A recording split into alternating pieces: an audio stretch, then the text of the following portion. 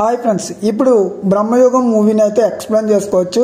దానికంటే ముందు మన ఛానల్ని సబ్స్క్రైబ్ చేసుకుని పక్కన ఉన్న బెల్ ఐకాన్ అయితే క్లిక్ చేసుకోండి.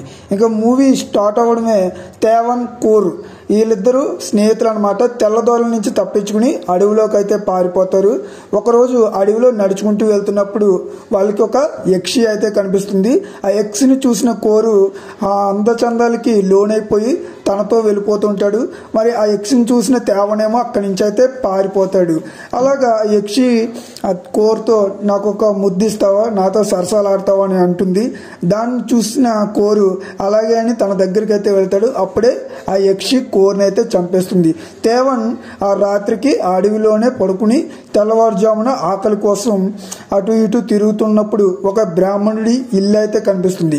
ఆ బ్రాహ్మణుడి ఇంటి దగ్గరికి వెళ్ళి చూస్తే అక్కడ ఒక వంటవాడు అయితే ఉంటాడు.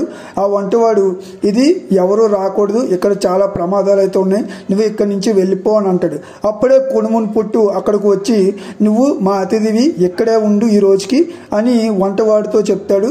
అలాగే నేను ఇక్కడే ఉంటానని తేవనైతే చెప్తాడు. ఆ తర్వాత తేవన్ని వంటవాడు రూమ్ దగ్గరికి తీసుకెళ్తున్నప్పుడు ఒక సీక్రెట్ గుహ అయితే కనిపిస్తుంది. అలాగే అక్కడ వింత వింత శబ్దాలు అయితే వినిపిస్తూ ఉంటాయి. అప్పుడు తేవన్ ఆ వంటవాడితో ఆ గుహ ఏంటి, ఆ వింత వింత శబ్దాలు ఏంటి అని అడిగితే వంటవాడు, ఆ శబ్దాలు పక్షులవి, అలాగే ఆ గుహలోకి ఎవరికి ప్రవేశం లేదు, కొత్త వాళ్ళకి ఓన్లీ కుడుమును పొట్టి గారు మాత్రమే ఆ గృహలోకి వెళ్తారు అని అయితే చెప్తాడు. ఆ తర్వాత రోజు తేవన్ స్నానం చేసి కుడుమును పొట్టు దగ్గరికి వెళ్ళి ఒక సాంగ్ అయితే పాడతాడు.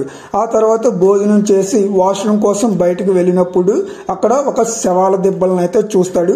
భయపడి ఒక రూమ్ లోకి అయితే పారిపోతాడు. అక్కడ చాలా సంఖ్యలు అయితే ఉంటాయి.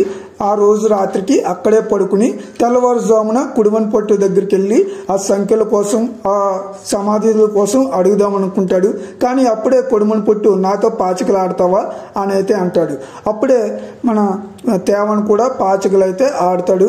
అదే సమయానికి వంటవాడు వచ్చి ఒక కోడిని తెచ్చి వంటనైతే వండుతాడు. అప్పుడు వంటవాడు, వంట రెడీ అయ్యింది, తినడానికి రండి అని అయితే చెప్తాడు. అప్పుడే ఆటను ముగించుకుని తేవన్ కుడుమును పొట్టు తినడానికి వెళ్తున్నప్పుడు ఒక విచిత్రమైన శబ్దం అయితే వినిపిస్తుంది. అప్పుడు కుడుమును పొట్టు వంటవాడి పీక పట్టుకుని, పైన ఉన్న గదిలోకి వెళ్ళొద్దని చెప్పాను కదా, నువ్వు ఎందుకు వెళ్ళావు అని వంటవాడిని కుడుమును పొట్టు అయితే అడుగుతాడు. క్షమించండి అయ్యా, తప్పు అయిపోయింది, నేను ఇక ఎప్పుడు వెళ్ళను అని చెప్పి వంటవాడు అక్కడి నుంచి లోపలికి అయితే వెళ్ళిపోతాడు. అయ్యగారు నేను ఇప్పుడే వస్తానని చెప్పి తేవన్ వంటవాడి దగ్గరికి వెళ్ళి ఆ సంఖ్యలో ఉన్న గది ఏంటి, శవాల దెబ్బలేంటి, అలాగే కుడుమన్ పట్టు నీ పీకను ఎందుకు పట్టుకున్నాడు అని ప్రశ్నిస్తాడు. అప్పుడు వంటవాడు ఒక స్టోరీని అయితే చెప్తాడు. ఒక బ్రాహ్మణుడు ఋగ్వేద యాగం చేస్తున్నప్పుడు ఒక దేవత ప్రత్యక్షమై ఒక పెట్టినైతే బ్రాహ్మణుడికి ఇస్తుంది. ఈ పెట్టి నీ దగ్గర ఉంటేనే నీ యాగం ఫలిస్తుంది అని చెప్తుంది. కానీ ఆ పెట్టిలో చేతన్ అనే రాక్షసుడు అయితే ఉంటాడు. ఆ రాక్షసుడు బ్రాహ్మణుడి యొక్క ఆత్మనైతే లాగేసుకుంటాడు. అలాగే చాలా మంది అమాయకుల ఆత్మలను అయితే లాగేసుకుంటాడు. ఆ విషయం తెలిసిన కుడిమన్ పొట్టు ఆ చేతన్ దగ్గరికి వెళ్ళి కొన్ని మంత్రాలను చెప్పి ఆ చేతన్ని సంఖ్యలతో బంధించి ఆ రూమ్ లో అయితే బంధించాడు అని ఒక కథ అయితే ఉంది. నాకు అంతవరకు మాత్రమే తెలుసు అని వంటవాడు తేవన్కైతే చెప్తాడు. అదే రోజు రాత్రి కోరిని చంపని యక్షిని కుడుమున్ పొట్టు దగ్గరకు వచ్చి ముద్దులు పెట్టడం సీక్రెట్ గా తేవనైతే చూసి భయపడతాడు. ఆ భయంతోనే పడుకుంటాడు. పడుకున్నప్పుడు తేవన్కి ఒక కల అయితే వస్తుంది, చేతను వచ్చి చంపినట్టు. ఆ భయం మరింత ఎక్కువైపోతుంది. తెల్లవారుజామున లేవగానే బయటకు వచ్చి చూస్తే వంటవాడు ఒక గుంట తవ్వుతూ ఉంటాడు. ఇది ఎందుకోసం తవ్వుతున్నావు అని తేవన్ వంటవాడిని అడిగినప్పుడు, ఇది నీ కోసమే తవ్వుతున్నా, నువ్వు చనిపోయిన తర్వాత పాతి పెట్టాలి కదా అని అంటాడు. అప్పుడు అతని యొక్క భయం మరింత ఎక్కువైపోతుంది. అప్పుడు ఆ ఇంటి నుంచి, బంగ్లా నుంచి బయటకు వెళ్ళిపోవడానికి తేవనైతే ప్రయత్నిస్తుండగా కుడుమును పొట్టు వచ్చి, నువ్వు ఎక్కడికి వెళ్తున్నావు అని అయితే అడుగుతాడు. నాకు మా ఇంటికి వెళ్లే దారి తెలిసింది, నేను వెళ్ళిపోతా అని అయితే అంటాడు. ఇంత వర్షంలో నువ్వు ఎక్కడ వెళ్తావు అని కుడుమును పొట్టు తేవనకైతే చెప్తాడు. సరే ఈ రోజు రాత్రికి నేను ఇక్కడే ఉంటాను అని తేవనైతే అని పొద్దున్నే పారిపోవడానికి ప్రయత్నిస్తాడు. పొద్దున్న ఎంత పారిపోదామన్నా సరే తిరిగి ఆ బంగ్లాలోకే వస్తూ ఉంటాడు. అతని యొక్క బలమంతా అయిపోయేదాకా అలా వస్తానే ఉంటాడు, పరిగెడతానే ఉంటాడు. దీంతో మూవీ అనేది ఇంటర్వెల్ అవుతుంది. ఇంటర్వెల్ తర్వాత కుడియన్ పట్టు తేవన్ని నువ్వు ఎక్కడికి వెళ్ళలేవు, ఇక్కడే ఉండు అని అయితే అంటాడు. నీ మాటే నాకు శరణ్యం, నేను ఇంక ఎక్కడికి వెళ్ళను, ఇక్కడే ఉండిపోతాను అని తేవన్ అయితే అంటాడు. తేవన్ తర్వాత లోపలికి వెళ్ళి వంటవాడి దగ్గరికి అయితే వెళతాడు. వంటవాడు అప్పుడు నేను కూడా ఒకరోజు అలాగే బంగ్లాలోకి వచ్చాను, బంగ్లాలో నుంచి ఎంతసేపు బయటకు తప్పించుకు వెళ్ళిపోదామన్నా సరే తిరిగి బంగ్లాలోకే వస్తున్నాను, బయటకు వెళ్ళలేకపోతున్నాను అని తేవన్కి అయితే చెప్తాడు. అప్పటి నుంచి నేను ఇక్కడ వంటవాడుగా ఉంటున్నాను అని కూడా చెప్తాడు. నీకు ఒక విషయాన్ని చూపిస్తాను, నువ్వైతే భయపడకు అని ఒక రూమ్ లోకి అయితే తీసుకువెళ్తాడు తేవన్ని వంటవాడు. ఆ తర్వాత ఆ రూమ్ లో కుడియన్ పట్టు యొక్క శవాన్ని అయితే చూపిస్తాడు. ఆ శవాన్ని చూసిన తేవన్ ఆశ్చర్యపోతాడు. కుడియన్ పట్టు చనిపోతే మన కళ్ళ ముందు తిరుగుతుంది ఎవరు అని వంటవాడిని అయితే అడుగుతాడు. అప్పుడు వంటవాడు అది చేతన్ రాక్షసుడు కుడియన్ పట్టు వేషం వేసుకుని అలా తిరుగుతున్నాడు, మనం ఇక్కడి నుంచి తప్పించుకోవాలి అంటే ఆ చేతన్ రాక్షసుని చంపాలి. నేను ఒక రోజు పైన రహస్య గది ఉంది కదా, ఆ గదిలోకి అయితే వెళ్ళాను.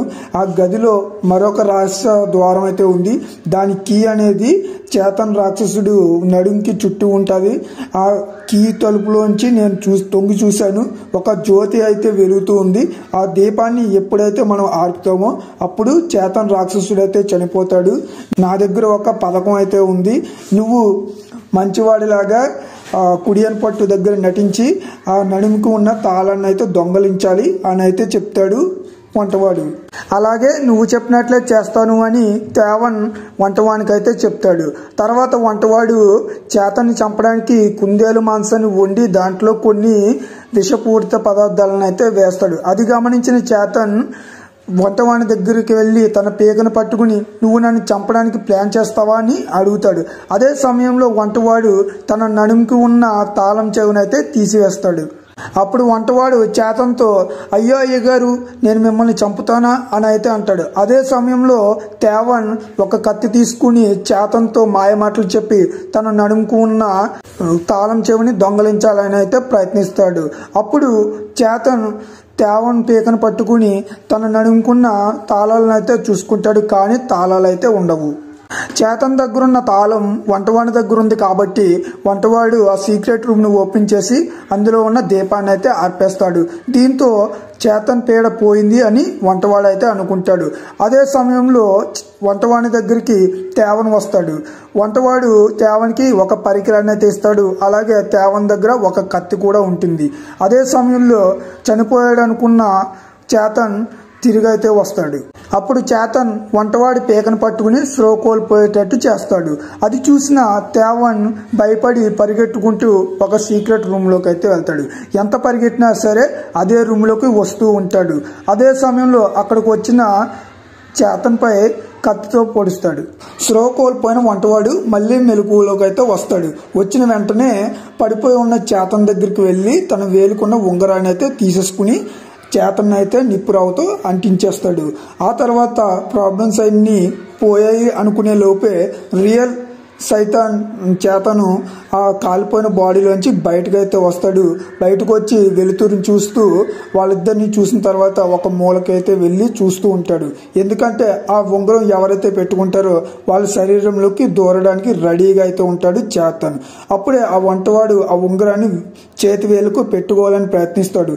అదే సమయంలో తేవన్ ఆ ఉంగరాన్ని నువ్వు చేతికి పెట్టుకుంటే మళ్ళీ ప్రాబ్లమ్స్ మొదలవుతాయి, ఆ సైతాన్ చేతను నీ శరీరంలోకి దూరుతాడు అని అయితే చెప్తాడు. ఆ మాట వినకుండా తను పెట్టుకోవాలని ప్రయత్నిస్తూ ఉంటాడు.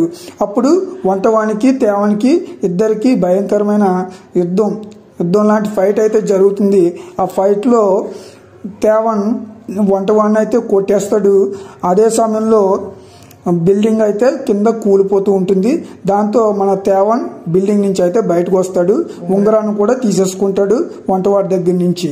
అలా నడుచుకుంటూ వెళ్తున్నప్పుడు మళ్ళీ వంటవాడు బతికి ఉంటాడు. ఈరోజు తేవన్ దగ్గరకు వచ్చి ఆ ఉంగరాన్ని ఇవ్వరా అని అడుగుతూ ఉంటాడు. నువ్వు ఉంగరం పెట్టుకుంటే ప్రాబ్లమ్స్ అవుతాయి, నువ్వు ఎక్కడి నుంచి వెళ్ళకపోతే నేను చంపేస్తా అని వంటవాడిని అయితే అంటాడు. అప్పుడే తేవన్ అలా అన్నప్పుడు వంటవాడు మళ్ళీ తిరిగి వెళ్ళిపోతున్నప్పుడు ఒక బ్రిటిష్ సైనికుడు వచ్చి ఆ వంటవాడిని అయితే చంపేస్తాడు. కానీ మన తేవన్ అక్కడి నుంచి అయితే తప్పించుకుంటాడు.